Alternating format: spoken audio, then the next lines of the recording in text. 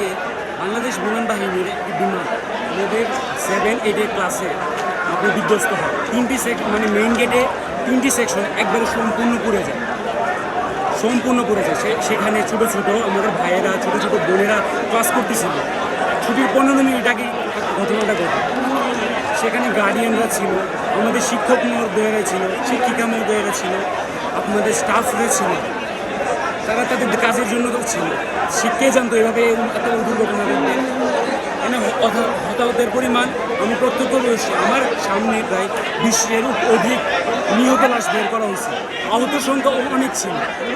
কিন্তু আমরা যখন একটু পরে তাদের মানে সেনাবাহিনীর অফিসিয়াল পেজে জানাই যে 1 শতাধিক শুধু আহত হয়েছে আর মাত্র 19 জন নিহত হয়েছে।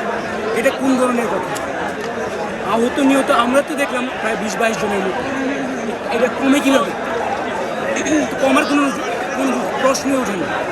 আরও নিখোঁজ সকালবেলা আমরা যখন আসি, আমরা রাত 3টার সময় যখন শুনি যে বালতিতে করে আমরা লাইভে দেখি যে সেনাবাহিনী আসছে, আইসা রাত 2:30-3টার সময় আসছে, আইসা আপনার অ্যাম্বুলেন্স নিয়ে আসছে, অ্যাম্বুলেন্সে করে লাশের হাড্ডি বালতিতে করে মাংস, রক্ত, হাড্ডি এসব নিয়ে যাচ্ছে।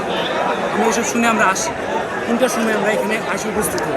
আমরা সকালবেলা গার্ডিয়ানদের কান্না আমরা সহ্য করতে পারতেছিলাম না।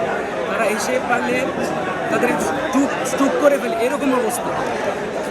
তারা সেখানে তাদের অনেক শিক্ষার্থীর প্যারেন্টসের কথা হলো যে তারা কোন মেডিকেলে তার ছেলে বা কোন হসপিটালে তাদের সন্তানদের খুঁজবে। সব হসপিটালে খুঁজা শেষ, কোথাও পাচ্ছে না। তাহলে ওরা গেল কোথায়? এরা তো বেনিশ হয়ে যায় না। অবশ্যই অনেক কিছু সরকারের কাজ শেষই হয়েছে, তারা অবশ্যই কিছু করছে, নাহলে এতগুলো স্টুডেন্ট কীভাবে নিখোঁজ হয়? এখানে হতাহতের পরিমাণ আমাদের সঠিকভাবে বলা যাচ্ছে না, কিন্তু আমাদের ধারণা 120-এর উপরে 120-এর উপরে মৃত্যুবরণ করছে। তাদের জানাজা বা তাদের শ্মশানে নিয়ে যাওয়া এসব তো কোনো কিছুই হচ্ছে না। এটা আমাদের কিছুর সাথে প্রতারণা হচ্ছে না? আমাদের ভাইদের সাথে কি প্রতারণা হচ্ছে না?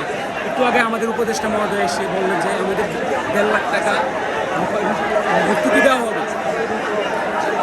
আমাদের কলেজে মানে বাৎসরিক খরচ দ্বিগুণ বা তিনগুণ করতে গেলে আমরা টাকা দিয়ে কী করবো? আমাদের তো প্রয়োজন হচ্ছে আমাদের ভাইদের জানাজা, আমাদের ভাইদের সুষ্ঠু বিচার এবং সুষ্ঠুভাবে তাদের পরিবারের কাছে যাতে সুষ্ঠুভাবে লাশগুলো ফেরত যায়, যাতে তারা দাফন করতে পারে, জানাজা দিতে পারে বা ইত্যাদি করতে পারে।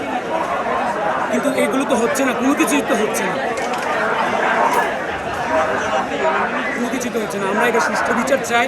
আমরা চাই যেন আমাদের পক্ষে রায় হয়।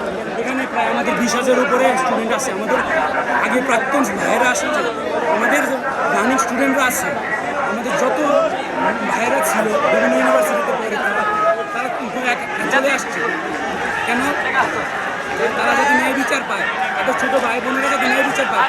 আমরা সব ন্যায় বিচার চাই, এটাই বলে আমি বক্তব্য শেষ করছি।